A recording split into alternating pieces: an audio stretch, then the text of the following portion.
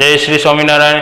मित्रों, धोरण 9 सामाजिक विज्ञान में आज આપણે विभाग प्रमाणे के सामाजिक विज्ञान में 3 विभाग पड़े छे, जे इतिहास, नागरिकशास्त्र और भूगोल। तो ये प्रमाणे पण આપણે अभ्यासक्रम અને परीक्षाना पाठो चलाववाना होय छे। तो ये प्रमाणे આપણે पाठ 13 भूगोलना विभाग में जोवानो छे। ये पाठ 13 के भारत, स्थान, भूस्तरीय रचना अने भूपृष्ठ 1 ए अने एना साथे आपणे के पृथ्वीना गोळामां भारतनुं स्थान कई जग्याए छे, केटला विस्तारोमां पथरायेलो छे, बराबर। अने एमां एना दरिया किनारो केटलो छे, शुं एने भौगोलिक लाभो मळे छे, केटલું भौगोलिक नुकसान जाय छे। तो आ बधी बाबतो આપણે આપણા देशना विस्तारने जाणवाथी आपणने मळशे, बराबर। तो अक्षांशनी वात करीए तो केटला अक्षांशमां पथरायेलो छे ए पण आपणने जाणवा मळशे। एटले चोक्कस स्थान आपणे आ पाठमां एने समजीशुं। तो आपणे आगळ वधीए।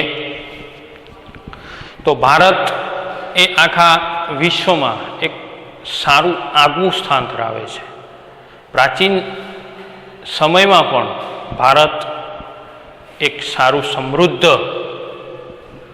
राज्य हतुं अने ए राज्यने जोईने, ए प्राचीन संस्कृतिने जोईने, ए समृद्ध राज्यने जोईने, आर्थिक सद्धरताने जोईने जे हमणां 15મી सदीमां 16મી जे 12 થી 15મી सदी 16 અને 17 जे 12 થી ए बीजा लोको एटले के बीजी प्रजा भारत में आवीने वसे छे अने भारत मांथी अढळक धन कमाईने ए पोताना देश में लई जाय छे, बराबर। तो आ आपणे बधुं इतिहास में पण जोईए छे। पण भारत ए समृद्ध देश हतो अने अत्यारे पण आपणे थोड़ो कही शकीए, बराबर। हाले ए सारो एवो विकासमान देश छे, बराबर। आटली बधी प्रथम विश्वयुद्ध, द्वितीय विश्वयुद्ध, आटली बधी आपत्तिओ आववा छतांय पण भारत ए अवारनवार आपत्तिओनो सामनो करीने कंईक न कंईक संशोधनथी ए आगळ वध्यो छे अने आजे ए सारो एवो विकासमान देशोना स्थानमां आपणे ए सामेल थया छीए, बराबर। तो अने भारत में एक खास जोवा जईए तो घणी बधी प्रजाओं जे बहारथी आवीने वसी छे, ए दरेक प्रजाना धर्म, जाति, रीत रिवाजों, भाषा, दरेक वस्तुने भारत सरकारे एटले के भारत देशे आवकार्या छे। कोई ऊंच नीचनो भेदभाव नहीं, बराबर। कोई नात जातनो भेदभाव नहीं, कोई धर्म जातिनो भेदभाव नहीं। तो आवी रीते दरेक ने दरेक भारतनो नागरिक छे एम समझीने आपणे एने स्वीकार्या छे, एटले के भारत एक बिन सांप्रदायिक देश छे ए वात साबित थाय छे, बराबर। अने एनाथी एक लोकशाहीनुं आगवुं लक्षण छे भारत। तो आपणे आगळ वधीए।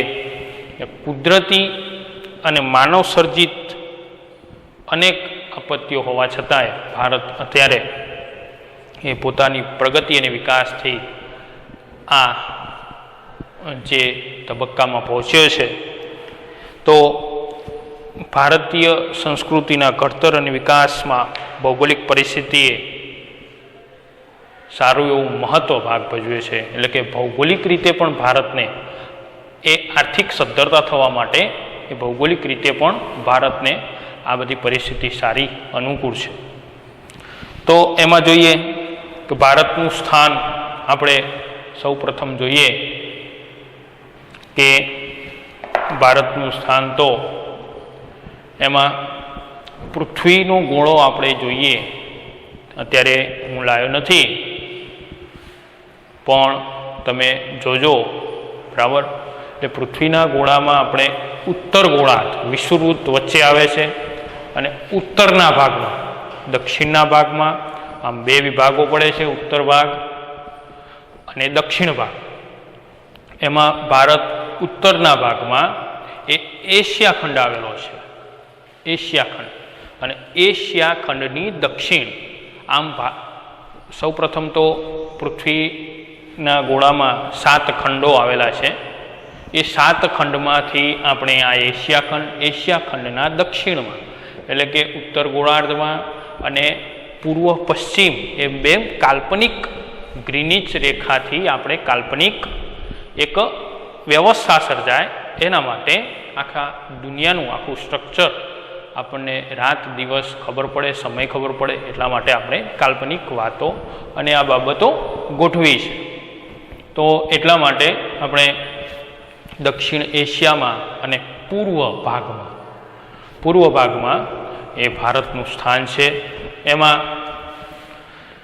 અક્ષાંશ જોઈએ તો નીચેથી એટલે કે વિષુવવૃત્તથી ઉપર જતા 8.4 થી 37.6 એ ઉત્તર અક્ષાંશ વૃત્ત એટલે કે ઉત્તર અક્ષાંશ વૃત્તમાં એ ભારત સમાયેલો છે. એટલે કે નીચે દક્ષિણથી ઉપર 37.6 સુધી ત્યાં એનો વિસ્તાર છે.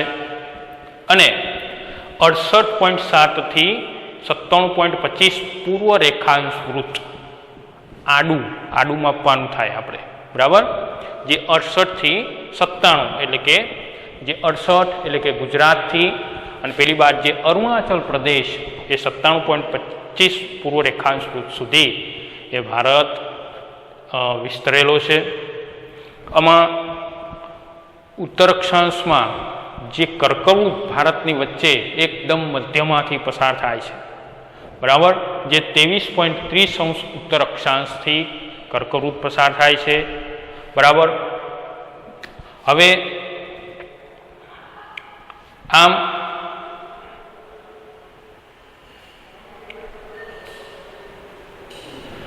ઉત્તરથી દક્ષિણની લંબાઈ આપણે જોઈએ કે જમ્મુ કાશ્મીરથી નીચે આપણે છેક કન્યાકુમારી સુધીની લંબાઈ આપણે જોઈએ તો આમ તો ઉત્તરથી દક્ષિણ અને પૂર્વથી પશ્ચિમ લગભગ થોડી ફેરફાર છે પણ સરખા જેવું છે.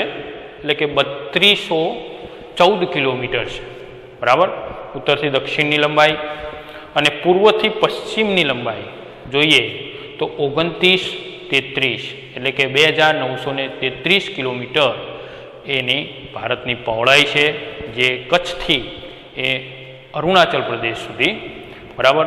તો આમ આપણો ભારત દેશ પથરાયેલો છે પૃથ્વીના ગોળામાં. હવે ભારત દેશ આપણે વાત કરી કે ગુજરાત પૂર્વથી અને આપણે પશ્ચિમ છેક અરુણાચલ પૂર્વ એટલે કે આપણે અરુણાચલ પ્રદેશથી આમ ગણવાનું એ પશ્ચિમ ગુજરાત સુધી સૂર્યના કિરણોને પહોંચતા 2 કલાકનો તફાવત સર્જાય છે, બરાબર. એટલે કે અહીંયા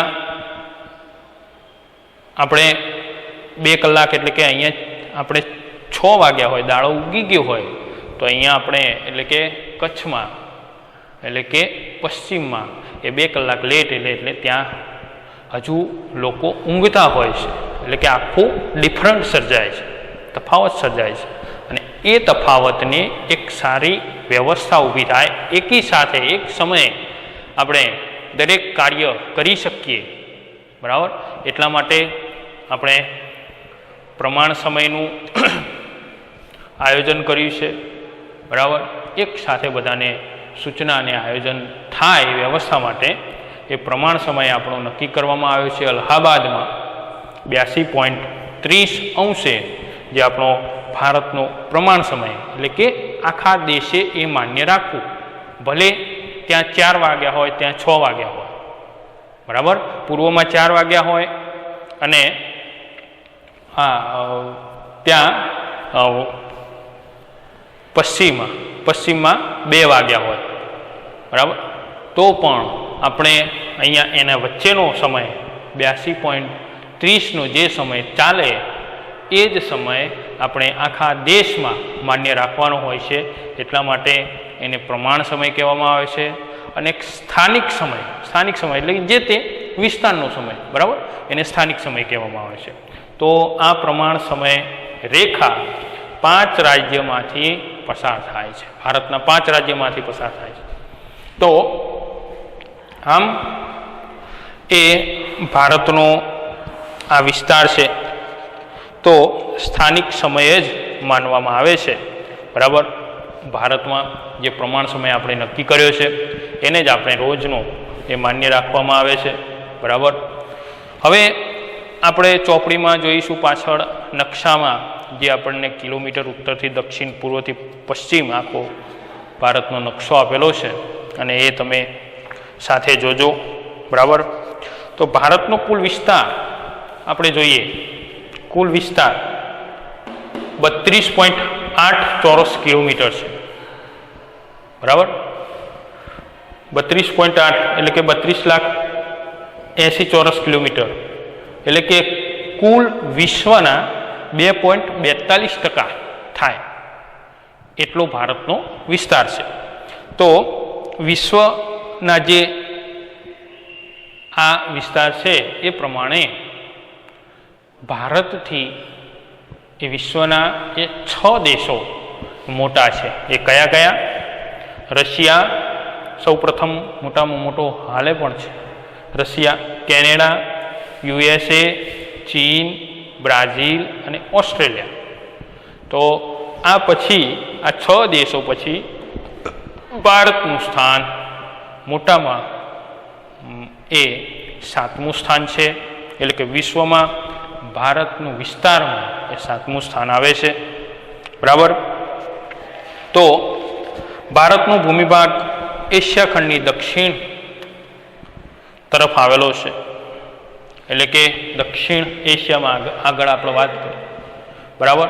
તેથી ઉત્તરમાં ઊંચી પર્વત શ્રેણીઓ સેંકડો કિલોમીટર લંબાઈમાં પશ્ચિમથી પૂર્વ દિશામાં પથરાયેલી છે. ઉત્તર ભાગમાં એટલે કે હિમાલયની જે પર્વત શ્રેણી છે 2400 કિલોમીટર, જેમ આપણા આખા ભારતનો આપણે કિલોમીટર જોઈએ તો 3214 કિલોમીટર છે ઉત્તરથી દક્ષિણ, અને જે હિમાલયની પર્વતમાળાઓ છે એ 2400 કિલોમીટર પથરાયેલી છે જે ઉત્તર ભાગમાં, બરાબર. જે તેના કારણે તિબ્બત તથા ચીન સાથે આવન જાવન કેવળ ઊંચાઈએ આવેલા પર્વતીય ઘાટ મારફત થાય છે. એટલે પર્વતના ઘાટ છે એ અમુક ઘાટ દ્વારા જ એ આવન જાવન થાય છે, બાકી ત્યાં આવન જવન એટલું બધું શક્ય નથી, બરાબર. તો દક્ષિણમાં ભારતીય દ્વીપકલ્પની પૂર્વમાં બંગાળાની ખાડી, એટલે કે દક્ષિણ પૂર્વમાં આપણે જોઈએ તો બંગાળાની ખાડી અહીંયા નકશામાં પણ તમે જોઈ શકો છો. પશ્ચિમમાં અરબ સાગર તથા દક્ષિણે હિન્દ મહાસાગર આવેલા છે. આપણે ભારતને 3 મહાસાગરો મળે છે, બરાબર. તો આ સમુદ્રનો જળમાર્ગ તરીકે ઉપયોગ થાય છે, સારી રીતે આપણે એનો ઉપયોગ કરીએ છીએ. અને મોટાભાગના દેશોમાં પસાર થવું હોય તો પહેલાં એ ભારતમાંથી એનો વિરામ લઈને જવું પડતું. એટલે પહેલાંના સમયમાં પણ એક ભારત ભૌગોલિક રીતે બહુ ઉપયોગી હતું, બરાબર. ઘણા બધા વાહનો અને એ બધું ત્યાં હોલ્ડ કરતું હતું, બરાબર. તો આમ જમીન માર્ગો પર્વતીય અવરોધોથી ઘેરાયેલા હોવા છતાંય ભારતે બહારથી આગમન થયેલ સાંસ્કૃતિક તત્વોને સ્વીકાર્યા છે અને તેઓ ભારતીય સમાજમાં ભળી ગયા છે. એટલે કે બહારથી જે પણ સંસ્કૃતિ આવી, જે પણ લોકો આવ્યા, એ લોકોને ભારતે સ્વીકાર્યા છે અને ભારતમાં ભળી ગયા છે, બરાબર. તો એ સાથેનું આપણે આખો ભારત બનેલો છે, આ ભારતના લોકો બનેલા છે, ભારતના નાગરિકો બન્યા છે, બરાબર. તો એટલા માટે કે આપણો દેશ લોકશાહી છે, એટલે બધાને માન્ય એ રાખવું એ લોકશાહીનું લક્ષણ છે, બરાબર. તો આગળ કે ભારત પૂર્વ ગોળાર્ધમાં મોકાનું સ્થાન ધરાવે છે અને તેનું વ્યૂહાત્મક મહત્ત્વ પણ વિશેષ છે, જેથી પ્રાચીન કાળમાં પરસ્પર સંબંધોને વિકસાવવામાં સમુદ્રોનું મહત્ત્વપૂર્ણ યોગદાન રહ્યું છે. બરાબર, સારા એવા સંબંધો વિકસાવવા માટે સમુદ્રનું યોગદાન રહ્યું છે, કારણ કે સમુદ્રમાંથી મોટાભાગના દેશોના વાહનો, જે વહાણ કહીએ છીએ, બરાબર, એ વહાણ એ ભારતમાં ત્યાં વિરામ કરીને અને જે આપણી વસ્તુઓ હતી તેજાના, મરી મસાલા, ગરી, એ વિદેશોમાં ઘણી બધી માંગ હતી, તો એ બધું લઈ અને એના સાથે વેપાર ચાલતો હતો. એટલા માટે એ દરિયાનું સ્થાન મહત્ત્વનું છે ભૌગોલિક રીતે. તો તટીય ભારત, તો આવડી મોટી જે તટ અને દરિયા કિનારો, જે 1700 કિલોમીટર એ ગુજરાતનો છે દરિયા કિનારો, અને 7250 કિલોમીટર એ ભારતનો દરિયા કિનારો, સૌથી વધારે દરિયા કિનારો મળે છે. એટલે એને મત્સ્ય ઉદ્યોગ, બહારના આવન જાવનના જે આયાત નિકાસ વહાણો દ્વારા, સ્ટીમરો દ્વારા જે આયાત નિકાસ થાય છે, સારામાં સારો મોકો ભારતને મળ્યો છે ભૌગોલિક રીતે.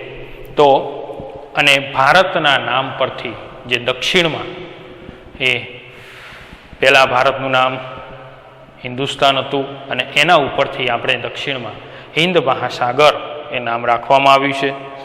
આંતરરાષ્ટ્રીય જળમાર્ગો પર ભારતનું સ્થાન પણ મહત્ત્વનું છે. 1969માં સુએજ નહેર શરૂ થવાથી ભારત અને યુરોપ વચ્ચેનું અંતર આશરે 7000 કિલોમીટર ઘટી ગયું છે. બરાબર, જે સુએજ નહેર યુરોપમાં જવા માટે વચ્ચે આપણે કૃત્રિમ નહેર બનાવી છે, બરાબર, એને 7000 કિલોમીટર, એટલે કે આખું દક્ષિણ આફ્રિકા, આખો આફ્રિકા ખંડ ફરીને પેલી બાજુ યુરોપ જવાનું થતું હતું. તો એ આપણે હવે વચ્ચેથી જઈએ છીએ, એટલે કે 7000 કિલોમીટર ઘટી ગયું છે.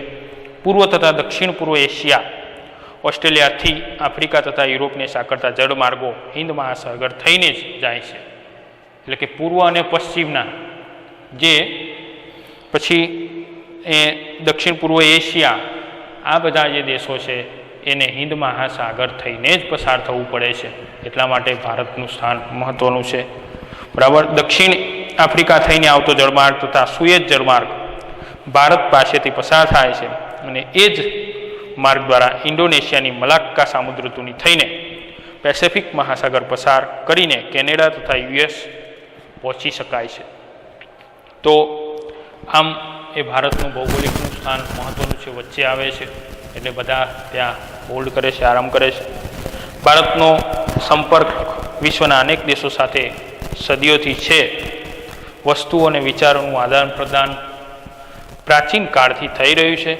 આ જ પ્રમાણે ઉપનિષદોનો વિચારો, રામાયણ, મહાભારત, પંચતંત્રની વાર્તાઓ, ચિકિત્સા પદ્ધતિ, ભારતીય અંક અને દશાંશ પદ્ધતિ વગેરે વિશ્વના વિભિન્ન ભાગો સુધી એ પહોંચી શક્યા છીએ. વિભિન્ન સંસ્કૃતિ, આ બધાની વાર્તાઓ અને આ બધાની ગાથાઓથી આપણી સંસ્કૃતિ વણાયેલી છે. બરાબર, તો આમ એ ભારત એ પ્રાચીનથી સમૃદ્ધ છે, અને સમૃદ્ધ અત્યારે પણ એ છે અને હતું અને રહેશે. તો આમ એના સાથે આપણા ભારતનું સ્થાનની માહિતી અત્યારે આટલી જ. બાકીનું એ આવતા વિભાગમાં આપણે જોઈશું. એ જય શ્રી સ્વામિનારાયણ.